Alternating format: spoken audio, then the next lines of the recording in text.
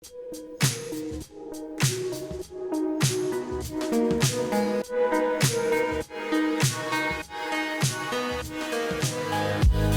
welcome to the latest episode of Data Unchained. I'm your host, Molly Presley. For those of you new to today's show, let me talk a little bit about this podcast in general. We got this podcast started talking about the challenges around decentralized data. And you might be thinking to yourself, why do I care? Kind of how is this relevant to me? And as you look back over the last several decades, data has increasingly evolved from being local to a mainframe or a building that has a big computer in it that all the humans are sitting in the same, at least office building and data center along with it, to data being created everywhere in rockets and satellites in space, at the edge, data centers, clouds. And with that has become enormous opportunity to put a lot of data to work for interesting research insights, growing your business, but it also presents a fair number of challenges on how do you harness it, how do you keep it secure. Our podcast jumps into the details of how to put that data to work, some of the best practices and technologies out there to help you, and some of the outcomes you can accomplish if you tackle this kind of data beast. Today's guest is super relevant to this space. I'd like to introduce Scott Taylor. He is the data whisperer. It sounds a bit kind of foreboding, but also very good. I like my horse whisperer people, so it's an art for sure. Scott, welcome to the show. Thank you, Molly. Glad to be here on Data Unchained. Data's unchained, it's unruly, it's unstructured. That's why you need a data whisperer out there to help calm data down in your organization. Yes, superheroes come in and unchain the beast, or chain the beast, perhaps. So before we jump into the meat of the show, talk a little bit about your background. How did you become the data whisperer?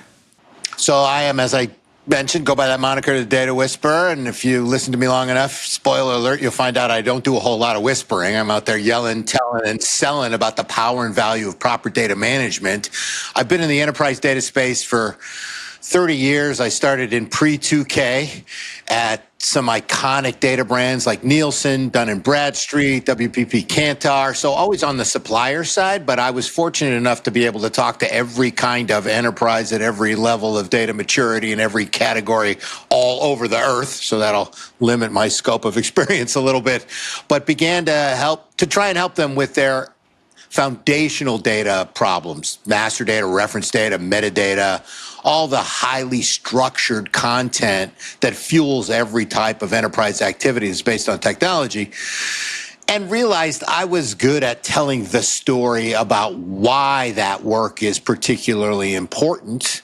About 5 years ago, I went out on my own. I am now a full-time content creator working with data brands and enterprises to help amplify their message. I do what I call data evangelism as a service, a way to get people fired up about the data management work that they need to do. And I travel the world talking to folks, do podcasts like this, webinars, appearances at trade shows, keynotes. I've got a series called The Data Puppets. I try to do sort of entertaining and inspirational content, but it's all focused on why rather than how. And do you feel like the why has changed a lot in the last 10 years? Actually, no.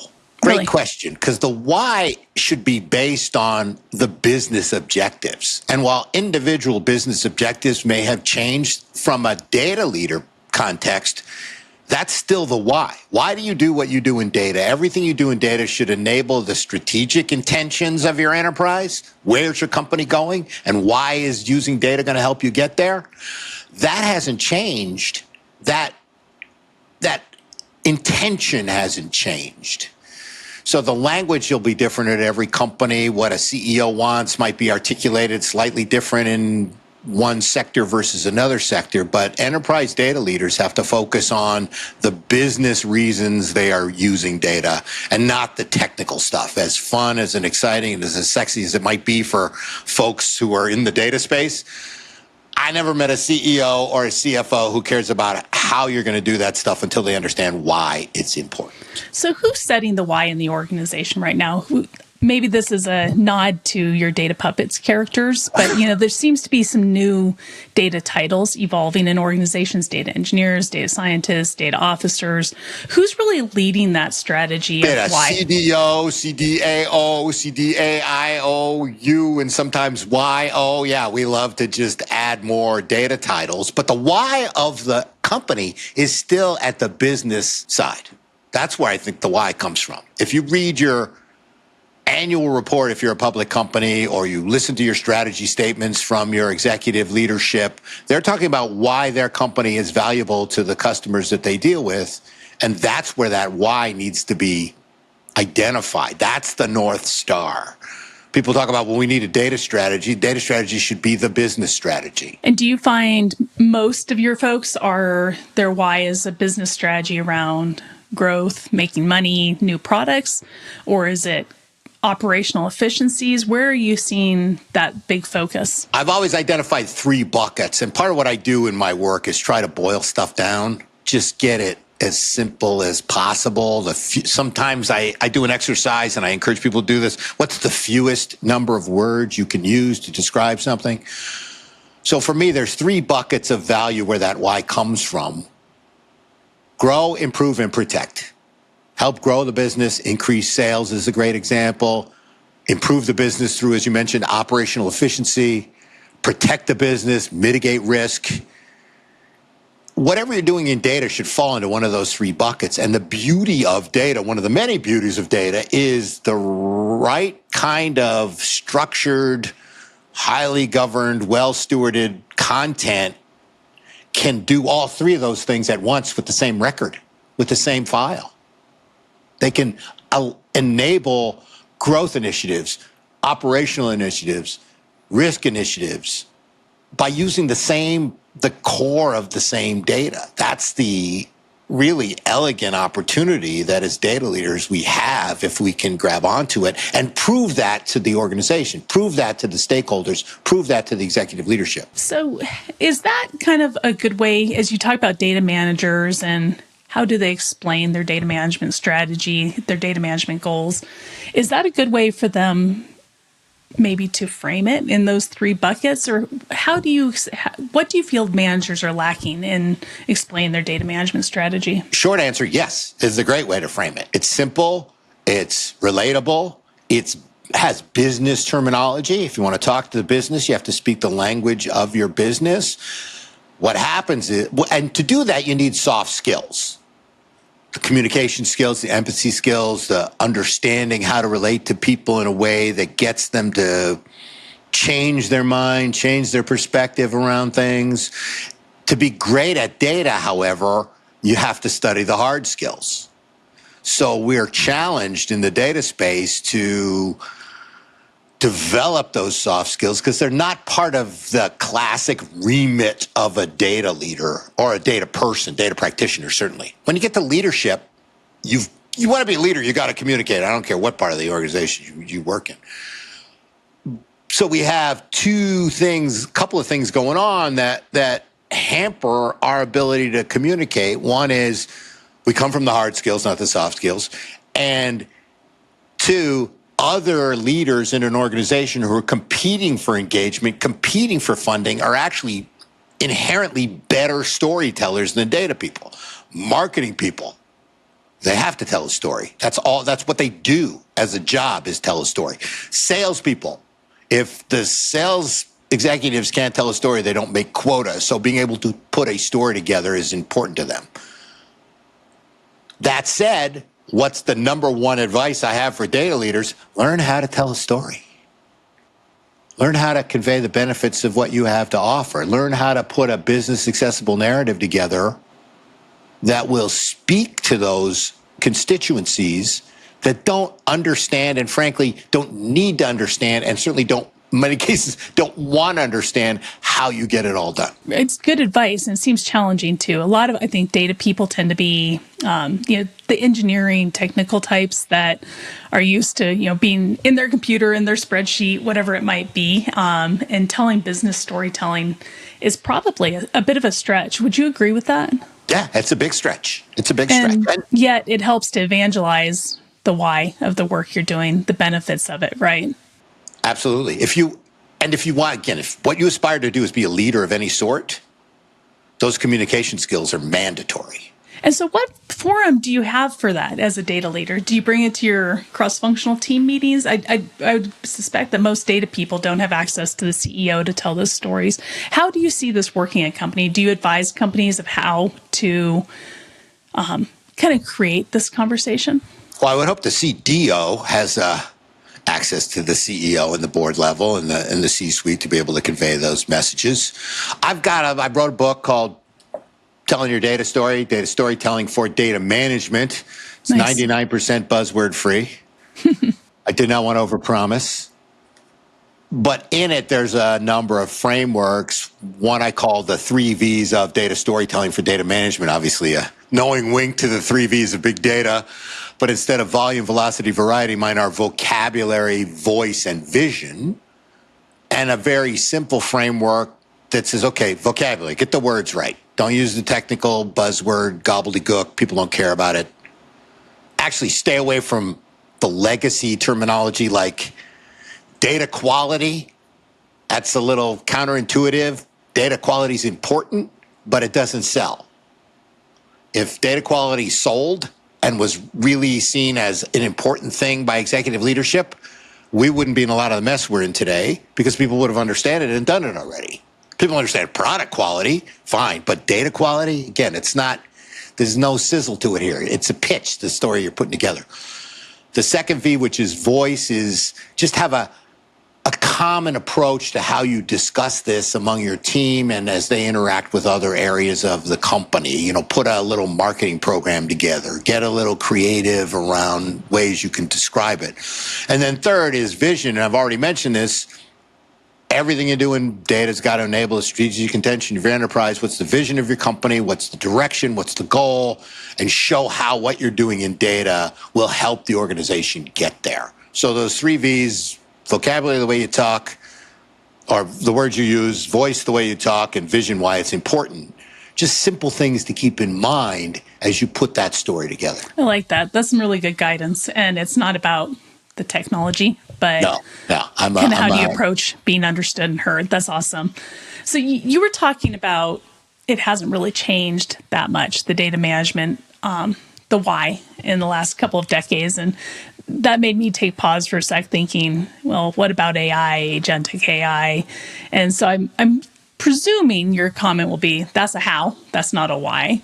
But talk a little bit about AI and data management and how those two are starting to intersect.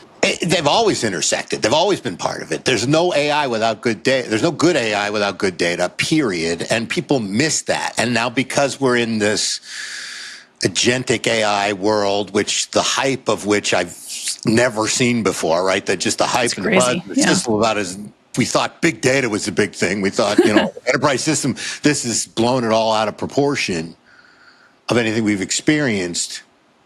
But people talk about they want AI. It's like talking about going to a restaurant, they want a great meal, but they don't think about the food or the ingredients. There's a direct, immediate cause and effect relationship there. GI-GO, garbage in, garbage out, classic thing we learned on the first day of data. But it's still an undeniable physical law. It's like gravity. What goes up must come down. What goes in must come out. And it's heightened.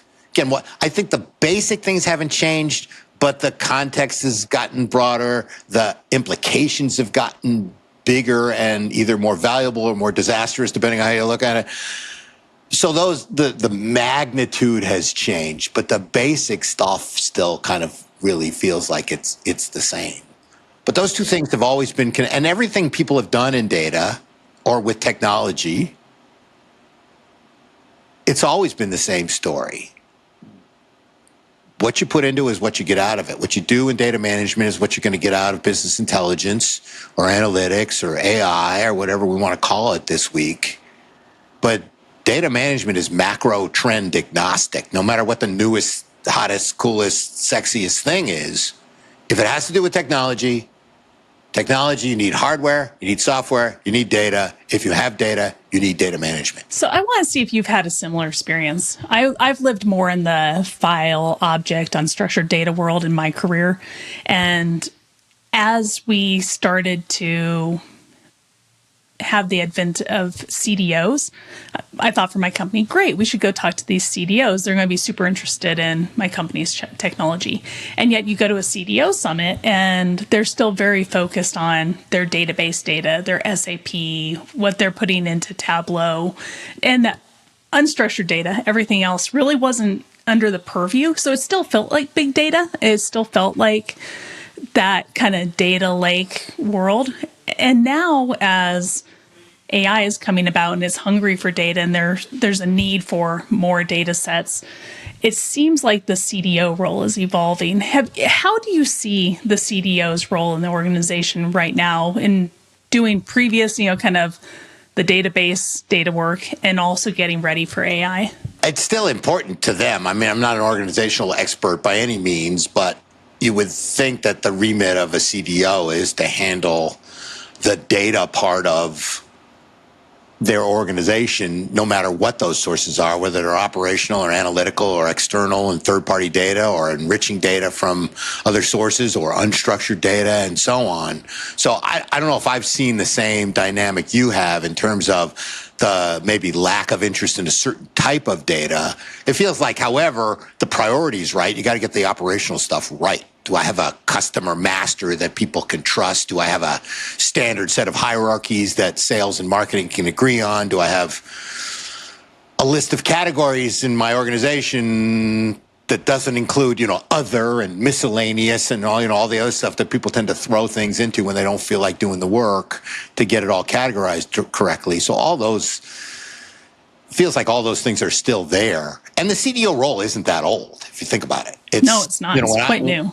When I started, and I love your introduction, because when I started at Nielsen, the service I had, part of what we had to do is, one of the objections we would get from customers is that we don't have a system big enough to hold this data, so we gave them a computer. So talk about, sort of siloed data. Obviously, exactly. That kind of stuff would fit on your phone without even noticing it anymore.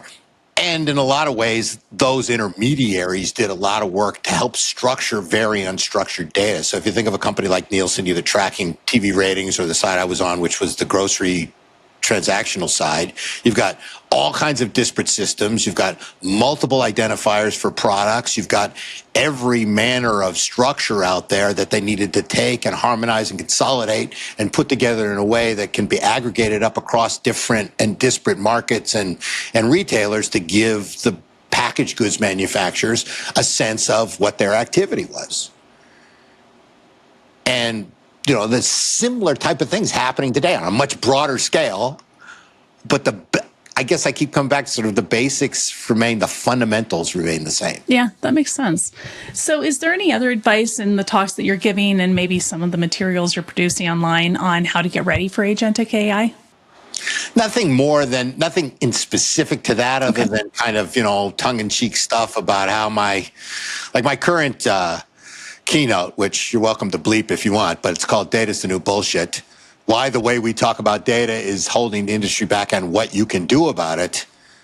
And I recently updated it to my Gen AI edition. And then the last one I did last week, I went, oh no, it's not Gen AI, it's Agentic AI edition with vibe coding. So, there's just what's the latest buzz that's going on that I can poke a little fun at. But the basics are still the same. Follow the golden rule of data. Do unto your data as you would have it do unto you. And you'll be in much better shape. So you've spent about 30 years in this data space.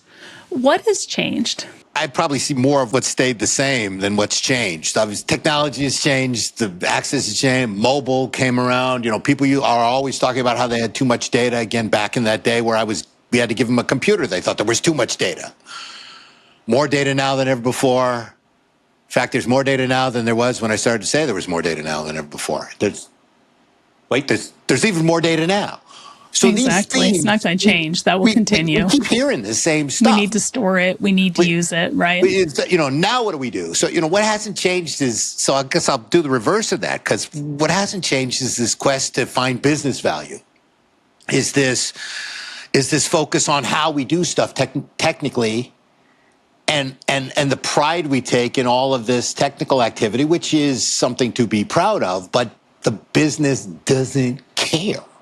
I have a slide I've been using since I started at Nielsen, which is a slide showing the 275 different configurations of a retailer banner name.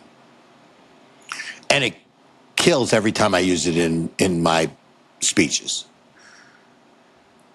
And it still has an effect. Here it is, 275 different ways to spell this. And people are like, oh, yeah, that's my life. Yeah, I deal with oh, yeah, that's my mess I've got to deal with. It's a 30-year-old slide. So great, I can still use it, but I guess mildly depressing around the edges that we're still talking about the same thing. So in this show, we like to talk about, kind of the problems and the solutions, kind of leave with a glimmer of hope. And I think it's kind of a fun thing to kind of focus on is it hasn't changed a lot. So what is it that will finally get you on top of this, where you can put your head down on your pillow on Friday night and say, I did it. I conquered my data problem. There are a certain number of data problems that are unconquerable, it seems.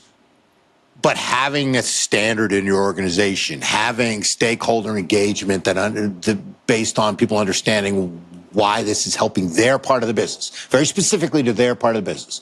Why does data help sales? Why does it help marketing? Why does it help operations? Why does it help finance? Why does it help legal? Why does it help? I list all those things, and tell me another department that can help every other department. There isn't one. That's our opportunity. So, focusing on that stuff, I think, is still key. And how about on the skills side? It feels to me that, I've been in this business for a long time too, and used to manually adjust spreadsheets to look for data insights. The data is so big now that you have to use tools, you have to use computers, whether it's AI or Tableau or modeling tools, whatever it is. What are the skills that a data owner really needs to have to be successful today? I'll remind it again. Tell a story. Be able to understand a story. And there's two kinds of data storytelling out there. There's one for analytics that most people are aware of. Okay, I've got some form of KPI or measurement that this data is telling me. How do I put it in a simple story to drive some sort of action? Our share is down in our top markets due to XYZ, that kind of story. But then also the story about why data is important to your organization, that data management story. But knowing that that's the form of communication. If you're in business, you're always talking to other people and you're always trying to convince them of something. That's called a pitch. That's a sales acumen that most data people don't have. And that's something that helps accelerate their performance and their career. Think about it. You bump into your CEO and they just casually go, hey, it's great to meet you. What are you doing for the organization? Are you ready with that answer? Do you have that answer? I hope some people watching are probably getting chills up their spine and getting nervous about, no, I don't have that answer. Good. I'd rather you be nervous in front of me talking about it than nervous in front of your CEO when you blow that shot.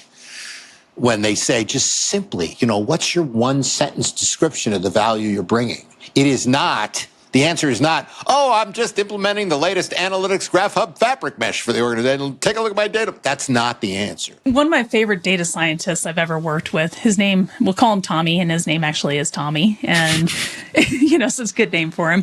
But he was so good at this. There was a kind of early on feeling, I've been in executive leadership for a long time, of data scientists were good at finding anomalies and interesting points in data, but they weren't necessarily the points the business cared about. It's like, okay, well, that's a data point, but it's not our problem. And Tommy was great at doing the listening tour with the execs, understanding what are the business objectives, and then using his data science to look in those areas and tell the stories around, okay, you're worried about your NPI, customer satisfaction rates. Let me look in the data and look at if there's something in my data that indicates a CS issue or whatever it is. But he started with the listening tour of the business leadership and then designed his data tasks around it. And he was, everyone said we'd hire 10 of him if we could find him, but he was tough to find. And it sounds like that's a great model for what you're talking about, of a data person who's really in tune with the business challenges and creating those analytics or those graphs or whatever it is, versus just interesting data point anomalies. And I think that's hard. It's an unusual personality to have somebody who does that. That can span both sides of the business and have the confidence to have the business discussion. So I think it's a really good challenge for you and, to put out there to the folks listening to the show. And I know you have a lot of materials that you've written. You have a YouTube channel. If one of those data folks is listening and saying, okay, where do I get started? Is it the book? Is it the data puppets? What would you point them to? First of all, I love Tommy. Sounds like my kind of guy for sure. He is. You would like him. And doing that, just to play on that, he went and listened to it. So I just want to build on that process. You showed in that little anecdote the difference between bragging about what you can do with data and trying to understand what somebody's problem is and then helping fix it with data. That just flipping that around right away is a difference in a lot of cases between, wonderful success and a really upsetting failure, because you're aligning it to some form of business need. And the one tip I'll give people is if you go talk to people, if you go listen to people, they will tell you their problems without too much probing.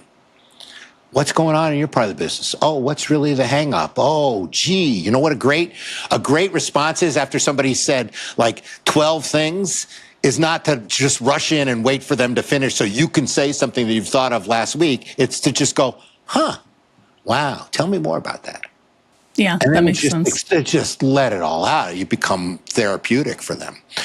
In terms of resources, a number of things. One, follow me on LinkedIn for sure. Hopefully you'll find me there. Two, the book. You have an interesting name on LinkedIn. There's a very English-sounding name with something else in the middle. Tell us what that is. Olafemi is my Nigerian name given to me by a group. I did a keynote in Lagos, Nigeria last December. And afterwards, the moderators called me back on stage. It's huge. It's like 3,000 people in the hall. There were 4,000 online. It was crazy.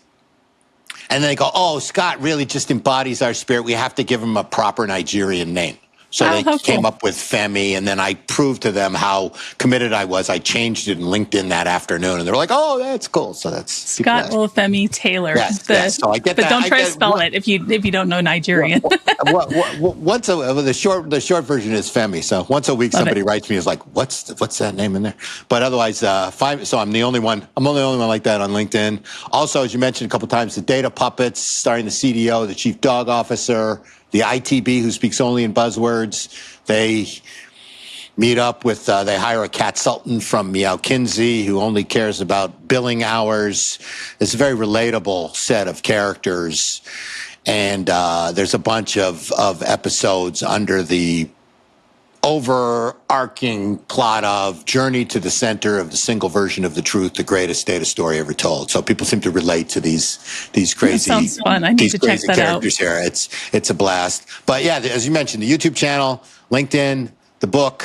I've got serious stuff. I've got wacky stuff. So I pride myself on my range there. But it all comes back to focusing on the why, not the how, putting the story together in a business accessible fashion, and focusing on the value. So we typically tie up the podcast talking about what's next. If you had a crystal ball 5 years from now, where will we be? And that's usually kind of a hard question, but I think it may be a softball one for you. Yeah, so I'm still going to ask it. Let's fast forward 5 years. Let's go out, let's go Nothing back. has changed. I'll start by going back centuries ago, before computers and before electricity, when people started working with a chart of account, with a general ledger. they still needed a chart of accounts, right? A highly structured set of entities and relationships that they dealt with. And that's where we'll be in the future. Businesses will always want to provide value to their relationships through their brands at scale. That's the essence of business that leans on technology, the way I view it.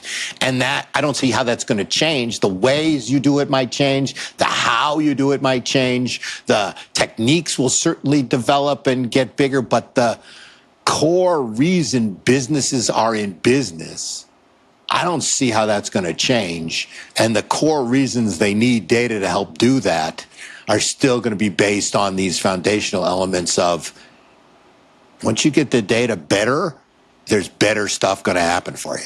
So learn to tell the stories. It would be fun to see some of those stories. Send them to Scott or I if you're connected to us on LinkedIn. It's fun to see how people put these things together. And Scott, after they've connected to you, if they have any questions, do you do consulting? Like, how do you make money?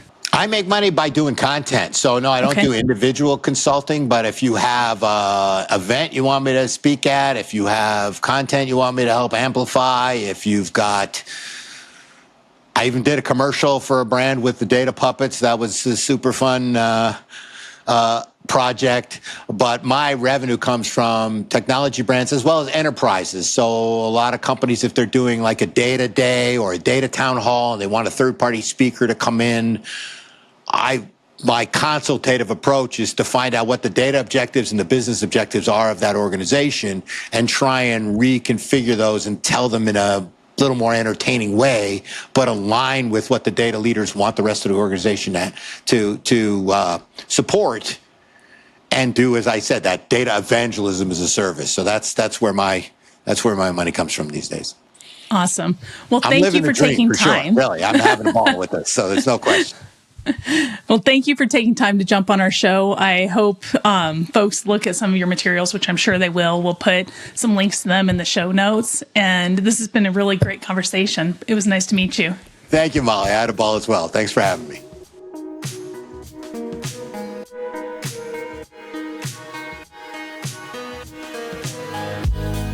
Thanks for listening to Data Unchained, powered by Hammerspace. To learn more, visit hammerspace.com. If you have a guest you would like to hear on the show, email me at molly@hammerspace.com.